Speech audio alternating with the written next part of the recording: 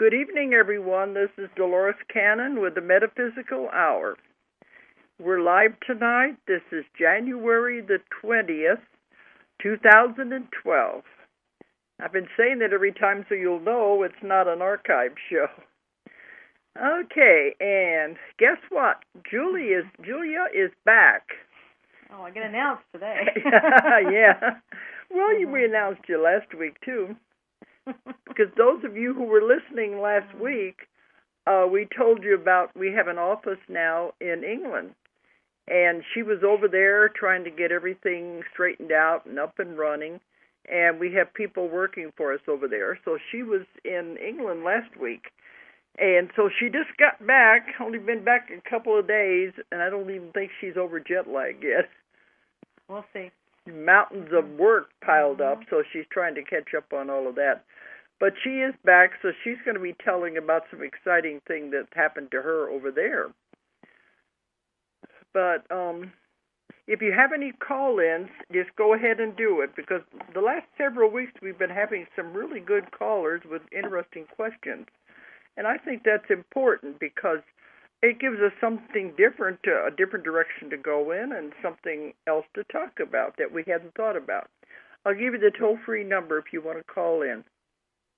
1-888-627-6008.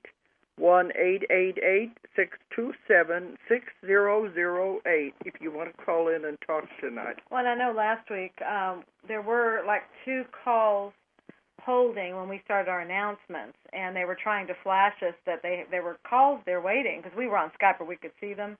Oh. And we apologize. We weren't able to take your calls at that time. We really needed to announce the schedule and what was happening, and we knew if we had another call we wouldn't have time to do that. So we apologize for not getting to you.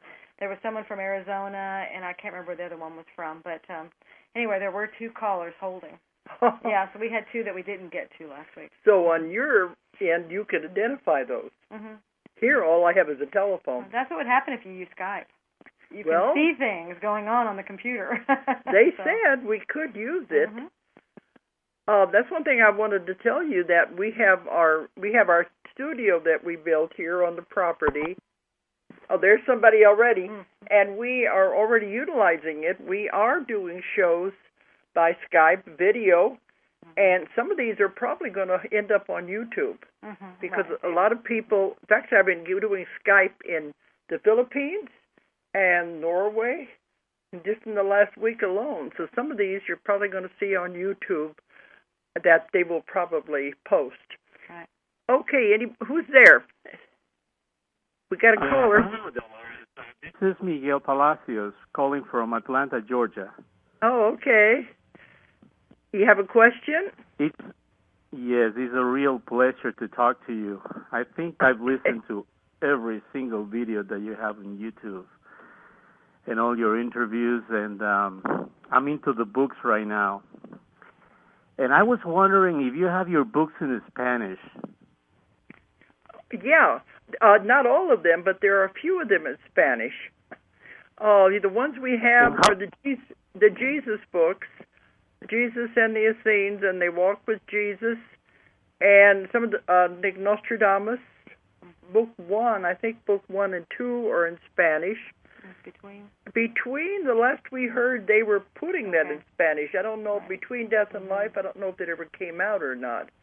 But we have a publisher who is in Barcelona, and they have been translating them into Spanish. So the thing is, you have to connect with that publisher. They're not over here. Yeah, we had a few of the books but all the friends that I talked to, Spanish speakers that they don't speak English, they don't know anything about you. Oh. They don't know anything about your books. How would you call the convoluted universe in Spanish? I have no idea. Strange and weird. Yeah. I have no idea how they would translate that word, convoluted. That'd be interesting. Yeah, that's a mystery to me too. Yeah, I live in the United States for the last 23 years. I'm originally from Peru. I understand you've been in Peru, haven't you? Yes. Well, I've been to Machu Picchu. Machu Picchu, there you go. Yeah, and I've been, we had to go into Lima, so I've been there. But mostly with Machu Picchu was the only thing I've done in Peru. I hope you did enjoy Machu Picchu and the food also. Say that again? On the what? The food? I hope you enjoy the food in Lima. Oh. Did you enjoy the food as well as the Machu Picchu? Yeah. If you remember it. Yeah. I'm trying to remember. It's been a while ago, and I go so many places. I know. Okay, you probably have so many interesting things to talk about. I'm going to go straight to the question. I've been reading Nostradamus, actually Nostradamus 2, and I know from your latest videos that you have on YouTube that you don't like to talk about much about Nostradamus books because everything is changing now. And Nostradamus actually pictured the worst case scenario, right? Yes. But there was something that really caught my attention, and I thought I wanted to mention this to you.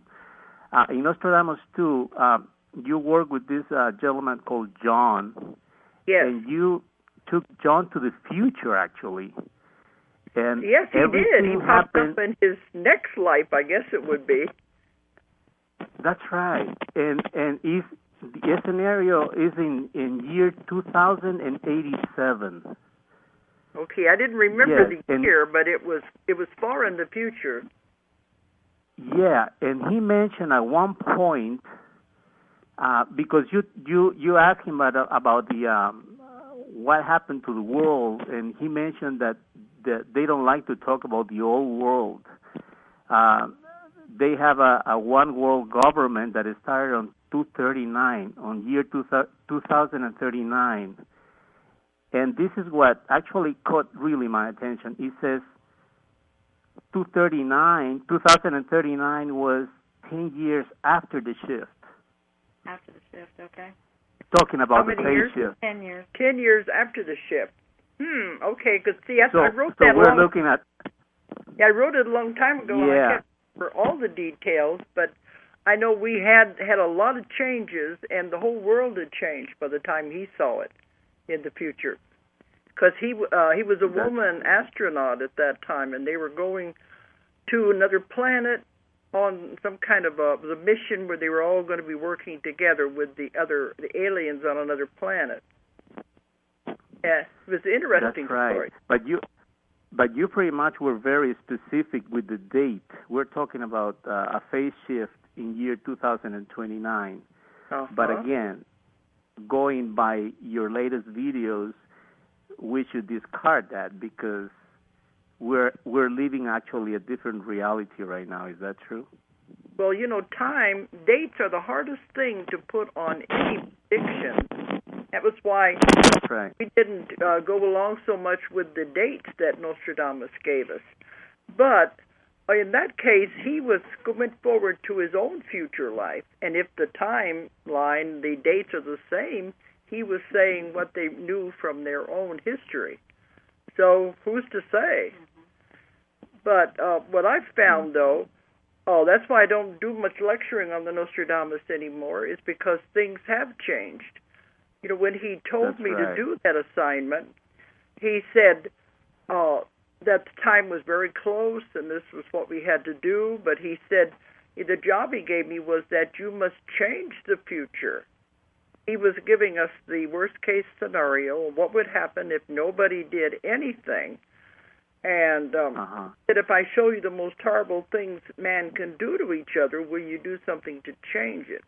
That's why for 25 years I lectured all over the world about the prophecies, telling people the power of their mind, how they could change it by focusing on the opposite of what he saw.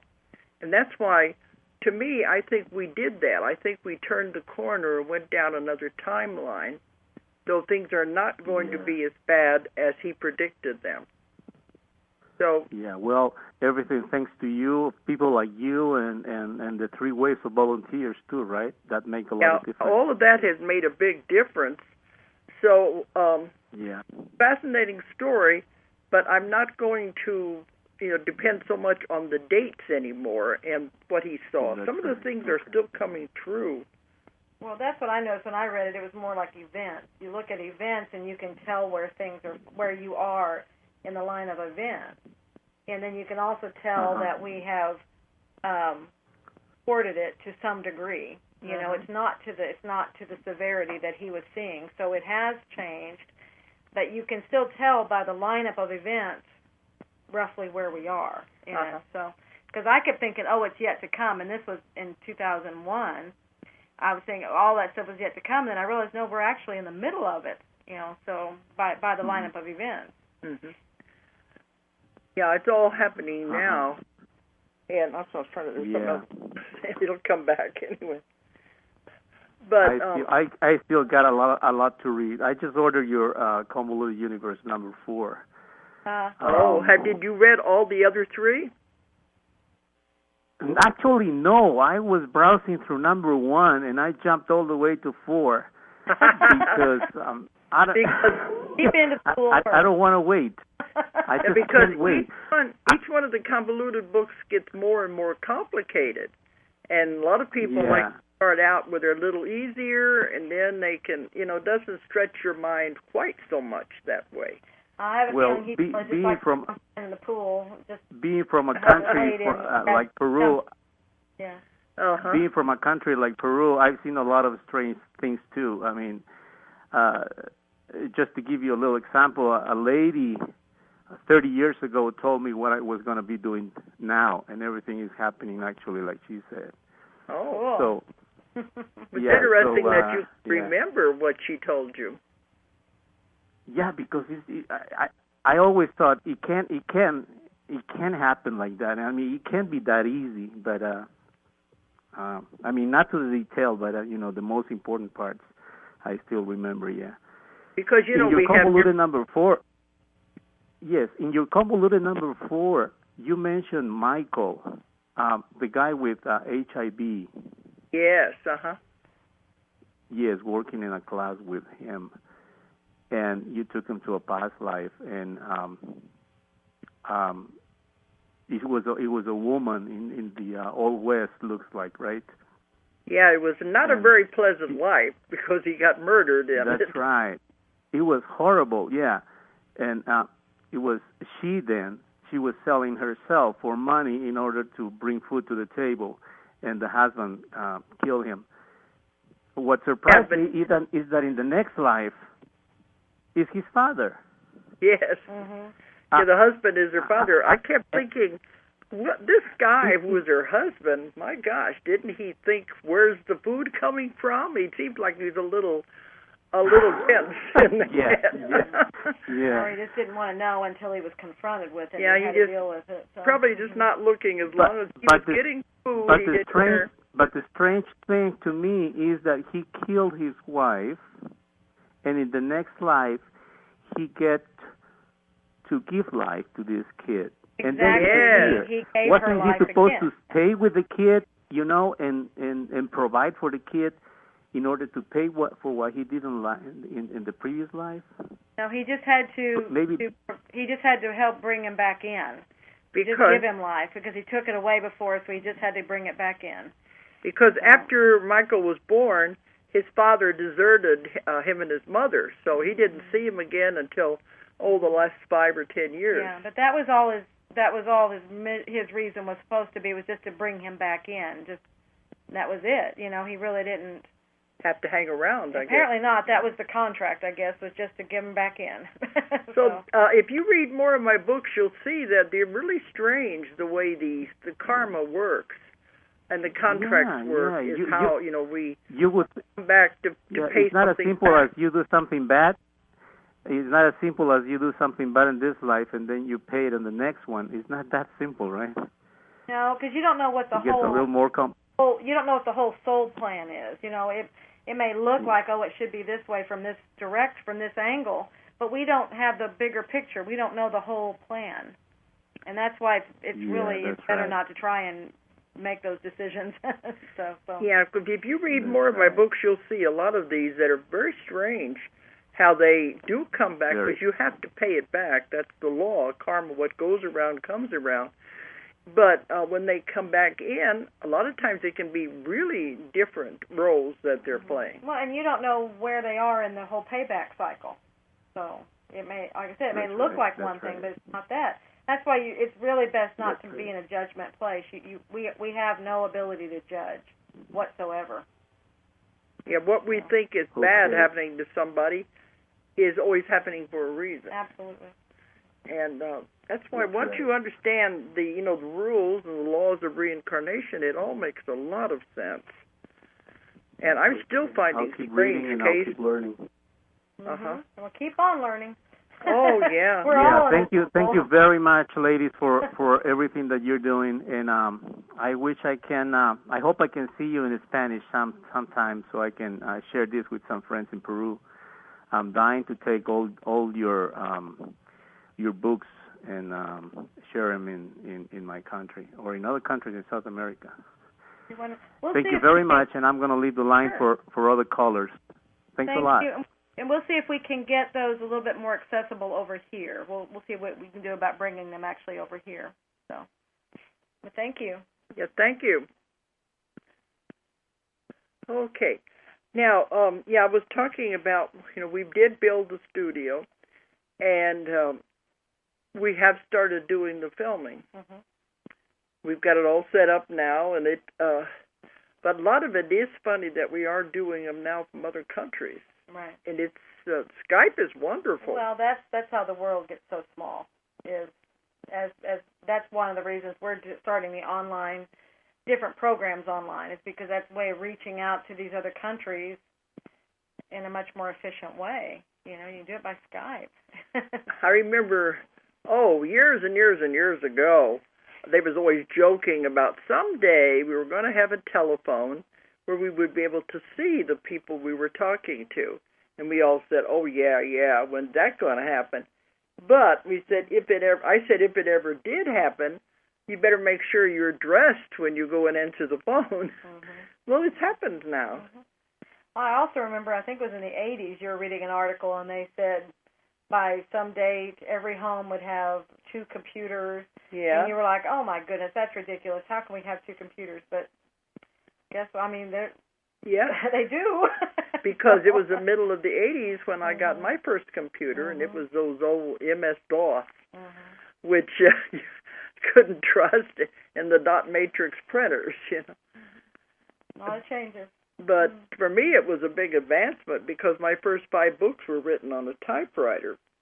And when we got the first computer, it was, oh, my goodness, I don't have to keep hitting the carriage return. I can just keep typing, and you make a mistake. You don't have to type the whole page over again. So that was a big advancement. And so all of that is really caused a big change. So my next books, I started writing them on the computer. But I didn't ever trust it because a lot of times I'd push the save button. I'd go out of the room with my fingers crossed. I couldn't stand to be in the same room with it just to make sure, is it going to save it or is it going to eat it? Because many times I figured it would just disappear and my words are floating around out in space somewhere. So that's why every time I would type anything, a chapter or anything, I would immediately put it into hard copy on paper because I didn't want to take the chance. Then if nothing else, you'd have to type the whole thing over again, but at least you wouldn't lose it. Well, now they have the scanning, you can do it. I had a lot of writer friends back in those days. One was a famous Western writer, and he was so upset because he lost whole chapters. And he kept saying, well, it's in the computer. But I never trusted it, so I always put it on paper. She still doesn't, okay? Well, the computer can do things it's not supposed to do. But now it's better. It's a whole lot better, but that's been, 30 years now. Right. And they keep changing, and everything is changing about the computer. And now with the Skype, I don't like that little bitty pinhole camera that's on there. That to me, that camera makes it look like fisheye lens. So we have a little other camera, don't we, that we clip on the top? Right. And that helps us to get much better picture. Right. So it is amazing how these things are happening now, and now they just call in and it goes everywhere. I never know where it's going. So people keep saying they see me on the internet, they see a lot on YouTube, and they see me on all kinds of things that I had no idea I was even on. It's like anybody now, I think, who has any kind of film of me is putting it on there somewhere. That's fine. Yeah, people keep saying, we want more, and I said, well, somebody out there is doing it. And we're working on it, too. We're working on more. Yeah, to get it out there because of the filming. Well, we've filmed a lot of my lectures now, right. And we have all of that. Of course, we sell a lot of them on CDs for people who DVDs, want copies of the DVDs, copies of the lectures. But it's just like the world is extremely small. It just keeps getting smaller and smaller.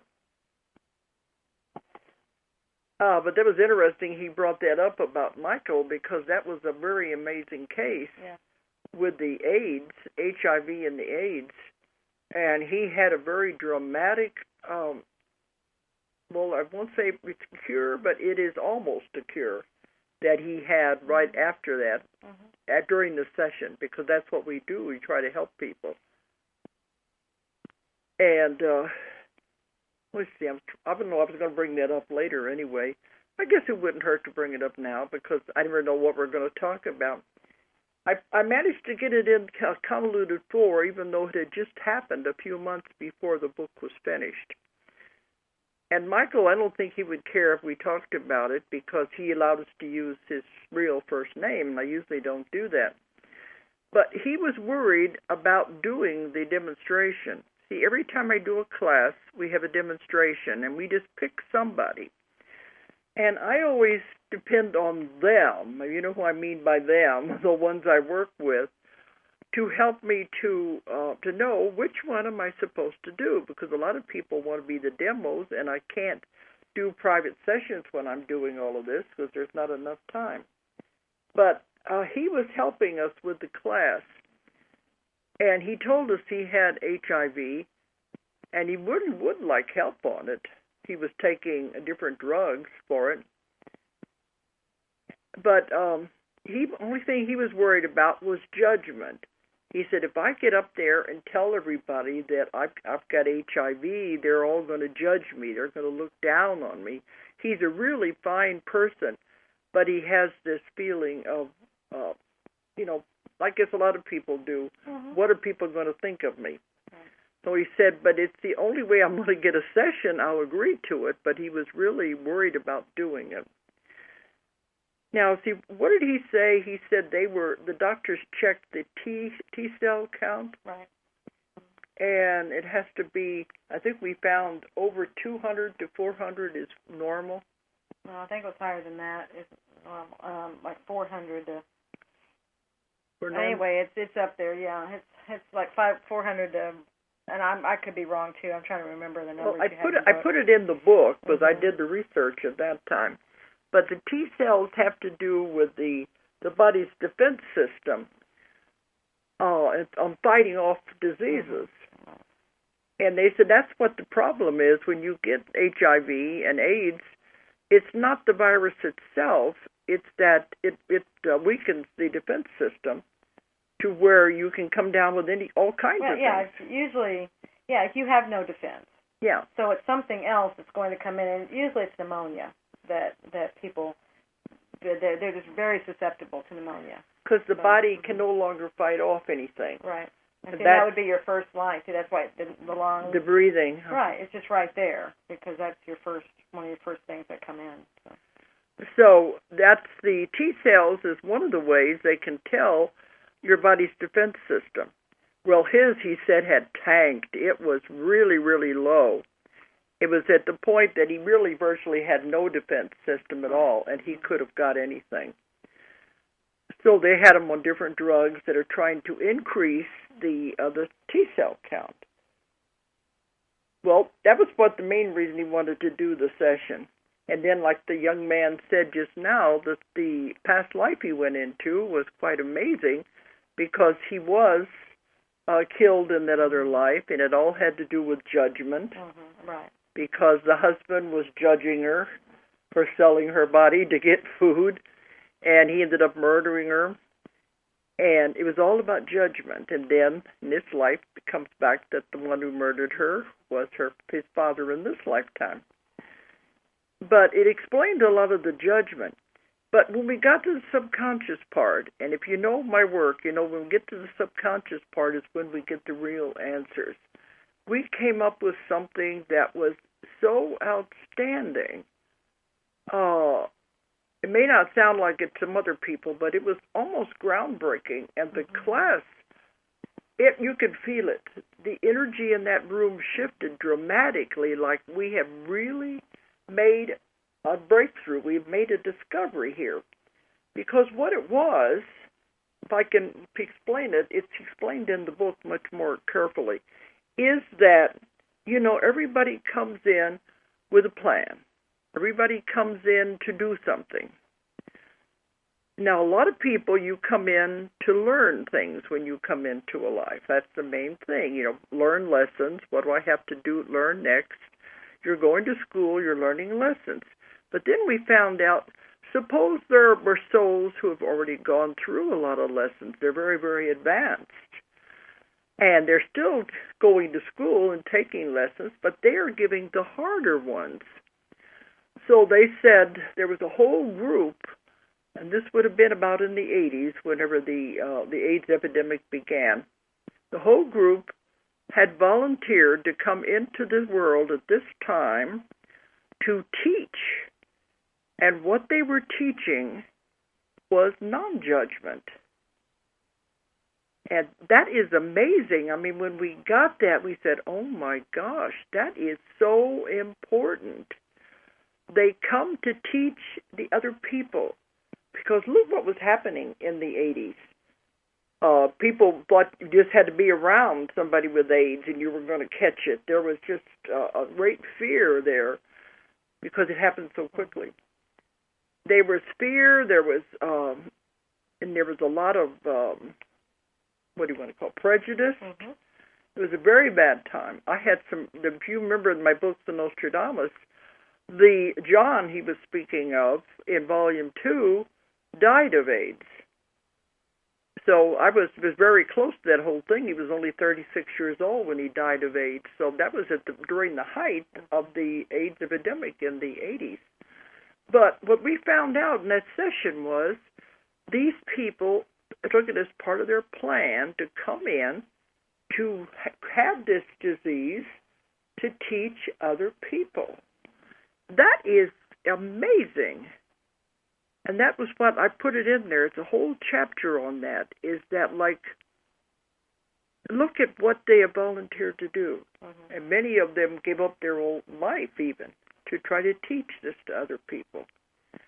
And now, you know, the stigma is not there as much anymore. And that was what I told Michael. I said, you don't have to worry about the class. We had a big class, too. It was 60, 70 people, I think. It was a big one. And I said, you don't have to worry what they're going to think. I said, there is not the stigma that there used to be. You can see how far we've come since the 80s. People are becoming more tolerant. Of course, there's a lot of them out there that still aren't, but more are becoming more tolerant. And there isn't the stigma involved in the AIDS and the HIV as there used to be. So we've come a long way. And I told Michael, besides, all these other people have got their own stuff. Mm-hmm. Everybody's got their own junk, their own stuff that they're dealing with. So they're not going to judge you. But he was still nervous about doing the session.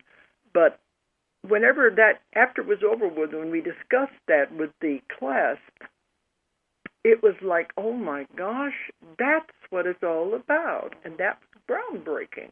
Right. To think these people, they don't know it consciously, but they made a contract to come in as a group to help change the belief system of the world, really. And I think they're doing a wonderful job with it. Well, yeah, I mean, we got slapped in the face with it, but we had to deal with it. You know, you have to face it. It had to be that way to make that effect. I've had many cases where people have had AIDS, and we found out why. So there was always another reason, but this part never came out about that. Mm-hmm. It was funny, too, when Michael opened his eyes, we were coming out, and he opened his eyes and was looking around. He said, where did all the people come from? We thought he meant the class because some of them were sitting close enough to watch. But he said, no, these were not people in the class. It was like other beings were in the room. And some of the other people actually said they could see beings in the room, too, that were not there before.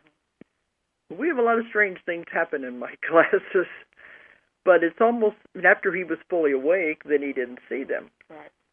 But it was like a whole wave of energy went through the whole class as we were discussing this, and you said you could feel the energy of the whole place just shift. It shifted, yeah. It was a major shift happened right then. It's something very important happened. Well, anyway, it was after the class, I think it was a month or so later, Michael emailed me, and he had gone back to the doctor and had the tests again, and the T-cell had gone up. It was almost 200. Yeah, what was it they said? If it goes up, if so many points in a year, you're doing good. I think it was like 100 in a year, it was, or something like that. And no, it was like 200 in a year was great. And this had only been 4 months, and it went up 200. So yeah, I don't think it even been 4 months. Yeah, it was really. very fast. It was moving after the session. Yeah, they said it was amazing because it had made such a big jump. And according to the research I did, it was almost up to normal. Yeah. So at least he doesn't have to worry about, he does have some protection now. And I was hesitant to say it was a cure because we don't know until they say for sure that the T-cell is going to stay up at that level and stay there. But I think this is going to make a difference in the drugs he's taking. Of course, the doctors will probably say it's all based on the drugs they're giving him. Right. But we know different because he found the cause. He found why he had this disease develop. But that's a very important chapter in that book when we come to this realization of what this is all about. These are things I would never have thought of. No, that's why it was such a revelation when that happened. It was none of us had ever thought of that. Nobody had, and there was no judgment at all. Before the demo began, he was talking about himself. When I do the interview, you could feel the people really wanted him to be helped. They wanted him to be healed. And afterwards, too, they were all so excited, and there was so much love in that room. Yeah. There was no judgment at all. But also this shows the ones who are still prejudiced, the ones who are creating all these problems, they're creating karma for themselves. But that's their lesson. That's their experience. That's what they're working through. So it's always a lesson for anybody. So that's probably what that is. But I was going to bring that out on one of these shows anyway. But this is in the convoluted floor. And I said I just got it right before I was writing that book on this last trip. Right. At a deadline trying to get it done.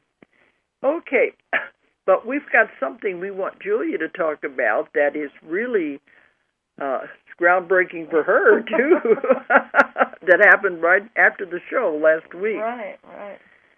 But if you remember a few shows ago, we were talking about some pictures that I had that we also put in convoluted form. And I've been showing them all over the world at my lectures. These were pictures that this woman, there was a brother and a daughter, came and had sessions in 2006. And these pictures were taken in 2003.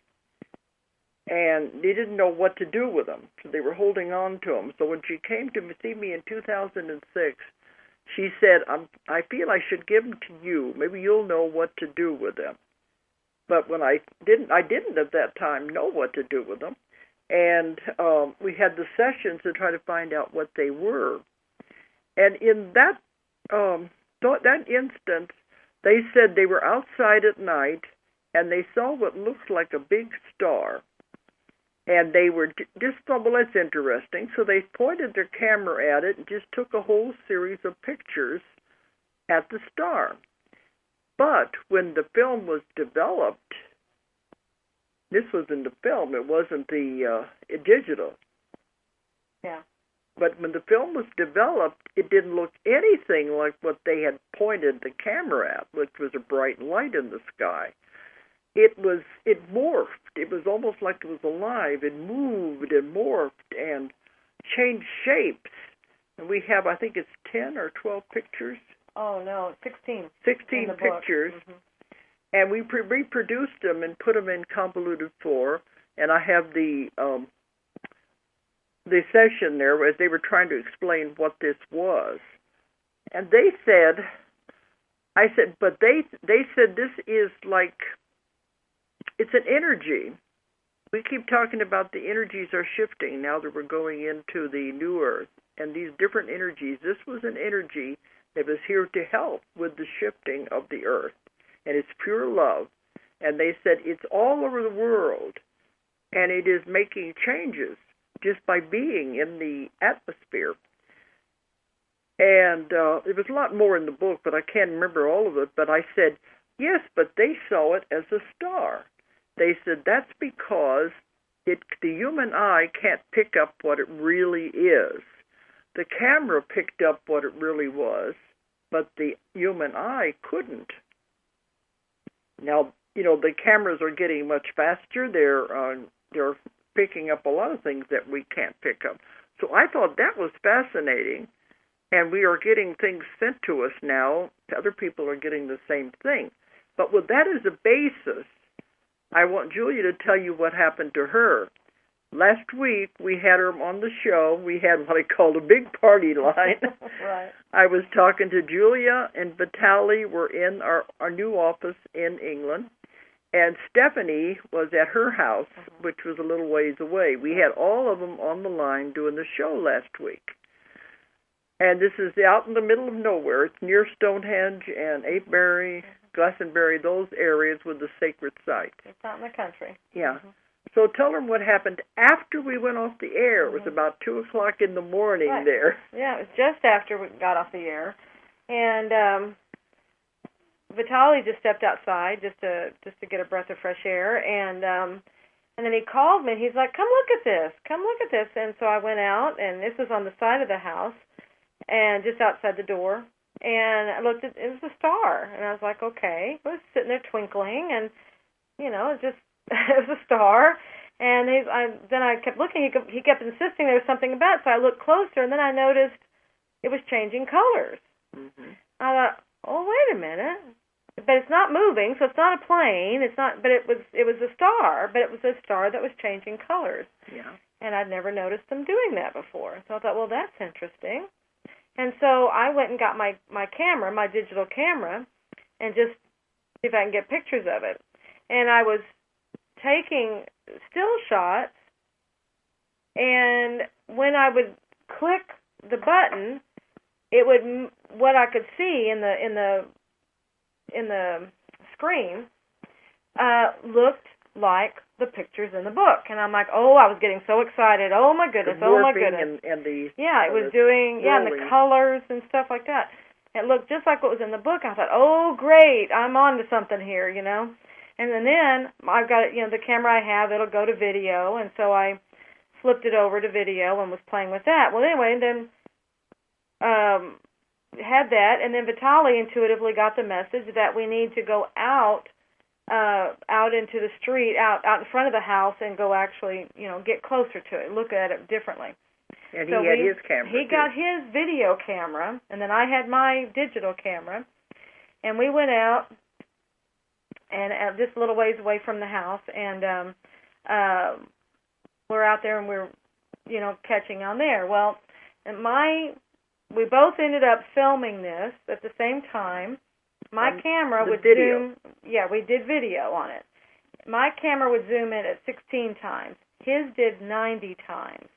So it's really interesting to see what we got, and then one's just a little more defined. But what was very obvious when you zoom in on it is it was revolving. It was moving, and stuff, and it was obvious. It was changing colors.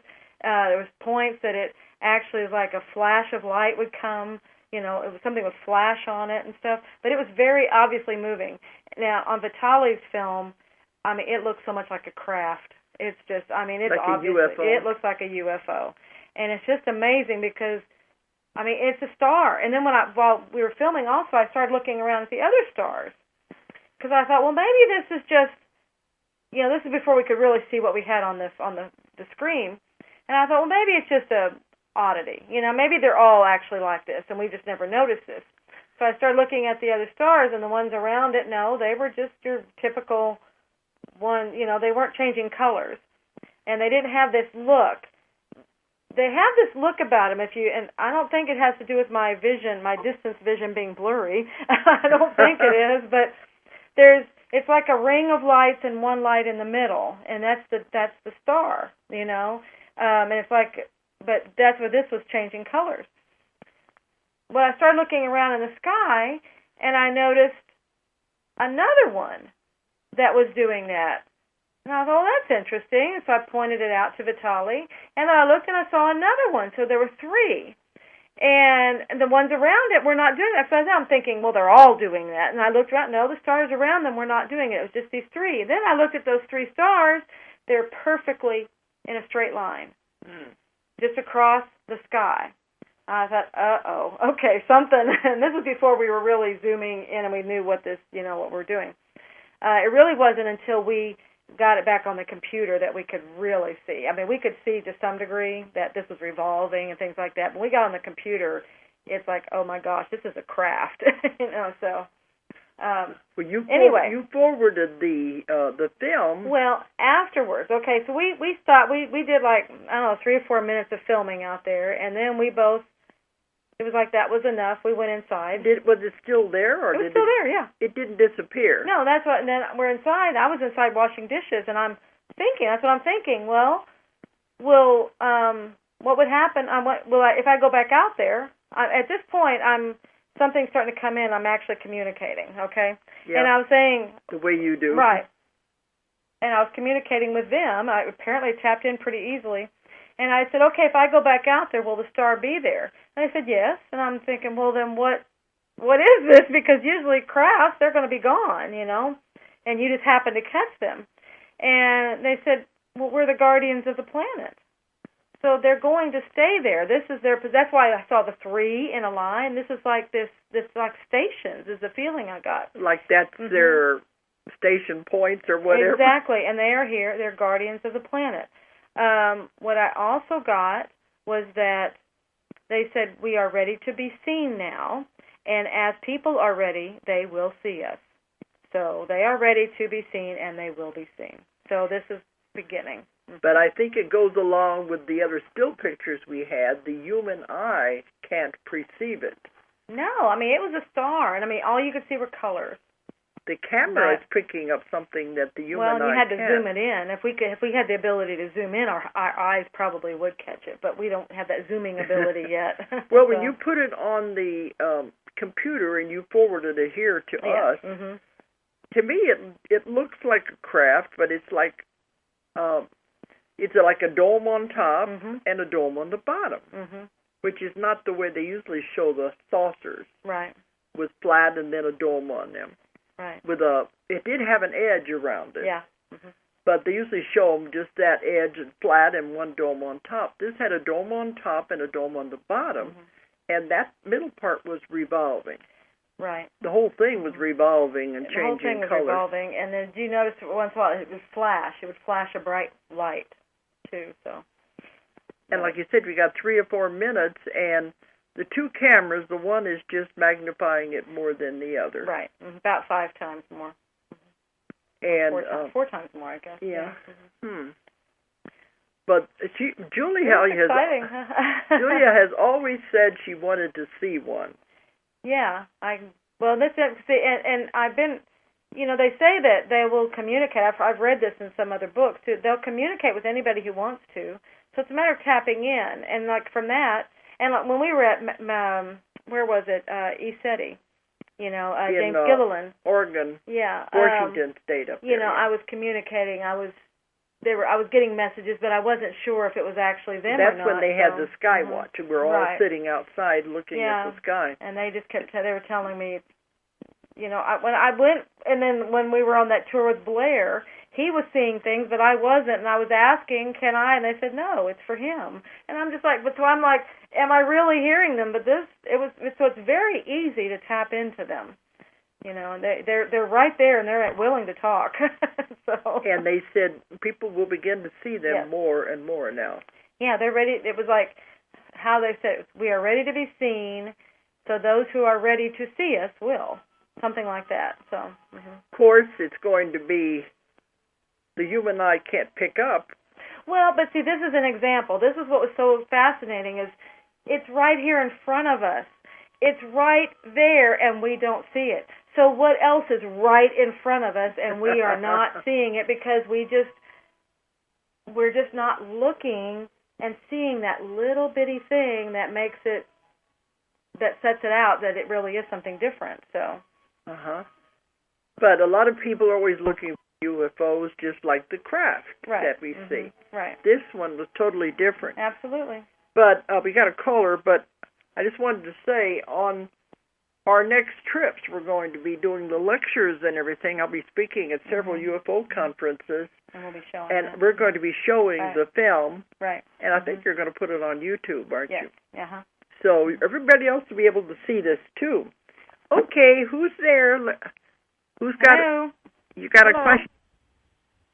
Hello. Hi. Yes? My name is Sandra. Hi. I have a question. I don't know if you have any insight into this, but I have a young man. Well, he's 45 now, but I have known him since he was a baby. And at about the age of 7, he was abducted, and he was gone for quite a long period of time, 2 to 3 days. And he has conscious recollection of this. But so that was then. About 5 months ago, he started hearing voices in his ear. He has tinnitus in his left ear, but he started hearing. About 5 months ago, he woke up. He was sleeping. He woke up, and he saw a being standing over him. Okay. The voices began. They all have names. He called me and came over the other night, asked me what he can do because he was in the psych ward. He's had an MRI. He's done all of the medical procedures, and there's three just a shame to have to go through that. And so he's looking for a spiritual solution, and I took some notes, asked him some questions. They told him that they were demons. No. But they all had different names, and I thought that they were more spirits that, in discarnate spirits. And he was talking to them while I in the room with me, and I was trying to get different questions. And then I asked him, if they're not of the light, they can't be here. And he said, well, Morgane just left. You scared her. And the other two, he's named one Janis Joplin and the other one Karen, and by his last name. He said 2 of them were sisters. Morgane is the only one that can actually leave his body, and the other 2 are trapped. No, they're not. Okay. Well, it probably is earthbound. But they're not trapped in his body. No. Did you say trapped in his body, or just trapped like what in this area? 2 of them say that they are trapped in his body. They came after. Morgane said that she was with him in a past life, and then she said that she was lonely, and she brought the other 2, which were her daughters, in, and they don't seem to be able to leave at will. Well, they can't. But he said that they're driving him nuts because they all talk at once. He's a carpenter, and they're all measuring at the same time, and they're telling him how to build things, and he was terrible at this point. But he said it's been going on for 5 months. He ever told them to leave? I am, that's funny. I'm not so certain. I suggested to him to tell them that they must leave. He said he thinks that they want to leave. And I got a hit that they were discarnate. And when I said that, he lived in Hawaii at one time, and I said, I feel like maybe there was a sudden death. And he jumps, he goes, they're going, yes. We're in a car accident in Kapalua. And he said it was around early 90s, and when I said it was 1993, we were in a car accident. We accidentally jumped in the body. It's just been in the last 5 months that they've been really But bothering. I will tell you, these are two separate things. Has nothing to do with ETs. That's what I told him, but that's another story in itself. Yeah. This is something totally different. And when I've had sessions, we've asked about this. They said, if anything like that is bothering you, all you have to do is tell them to leave. They are not welcome. That you say, I am in the light, I'm in the light. You cannot be here, and they have to leave. But he's the one that has to do it, and he has to really mean it.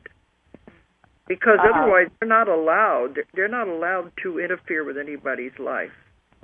Well, that's what I thought. I thought it was interesting too when his mother gave him a white noise machine for Christmas to help him sleep.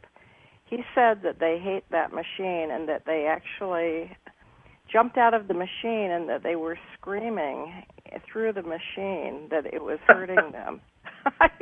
And I just couldn't I couldn't quite imagine that, but I did mention that if they were not of the light, they couldn't be in my home, and then he said, "Oh, she just left." Yeah, that's the truth. They can't. They cannot stay if they're not in the light. And I always tell people to surround themselves with the white light. It's so powerful that nothing negative can even come close to it. It's not allowed. Yes, I don't know.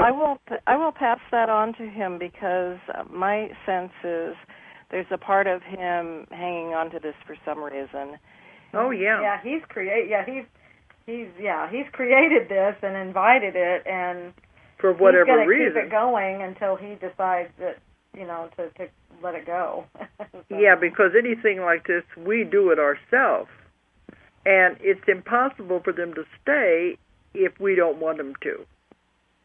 And but I always tell people to use protection, and apparently he's not doing that.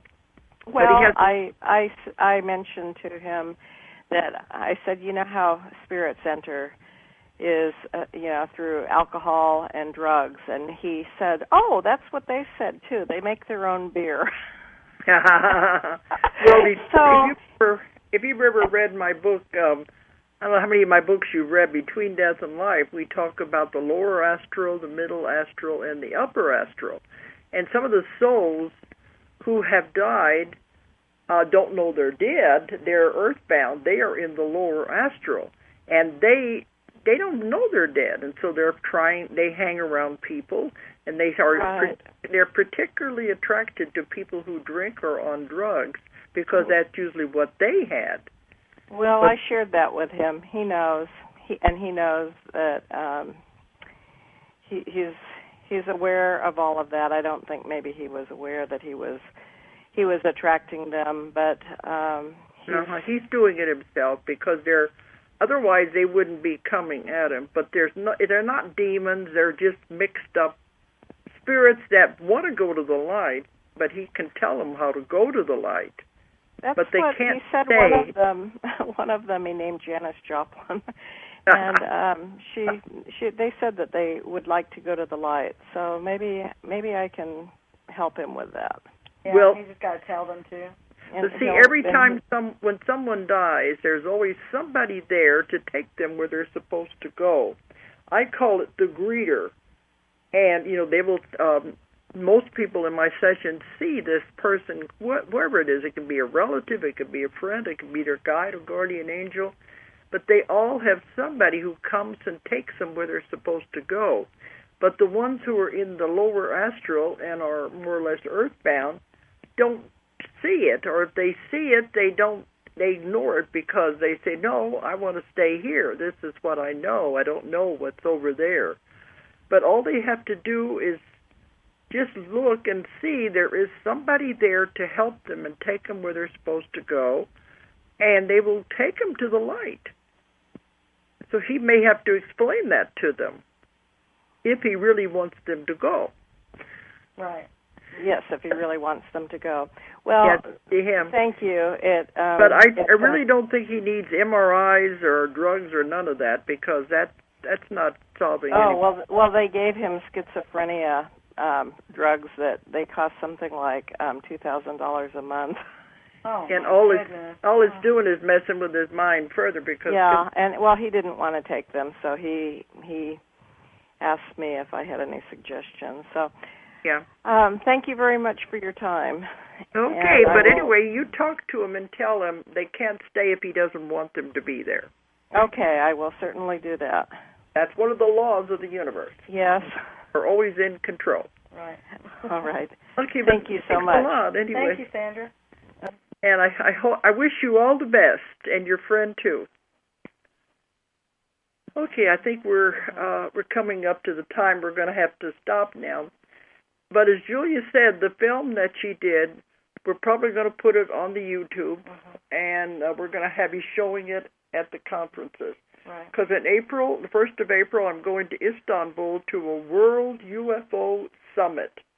It's going to be a big one, and I'm going to show it there, and then we'll show it at the UFO conference here in Arkansas the next week after that, and we'll show it at our conference, too, in July. So it'll be interesting to hear the speculation on just what is all of this. Right. Okay, but we're still exploring the unknown, and it's exciting, and I don't think we're ever going to find all the answers. No, and just keep your mind open. What it's telling you is there's more right in front of your eyes than you realize. It's right there. And just look at it a little closer, and you'll probably see something you never imagined would be there. Yeah, I wonder what else we are just missing. It's right in front of our eyes. That's the thing. It's there. There's a lot of things. Probably we're just going through this in a fog and don't have any idea what's there. Right. But like you said, they're ready to be seen, and a lot of people are going to be seeing a lot more strange things. Yes. Don't be afraid of it anyway. No, not at all. It's exciting. Okay, well, I think we've come to the end now. We're going to have to go off. Next week, I won't be live. We're going to take our family, and we're going to go on a cruise. We're going to enjoy ourselves. Get away from phones, emails, and everything. So before we start in again on our trips.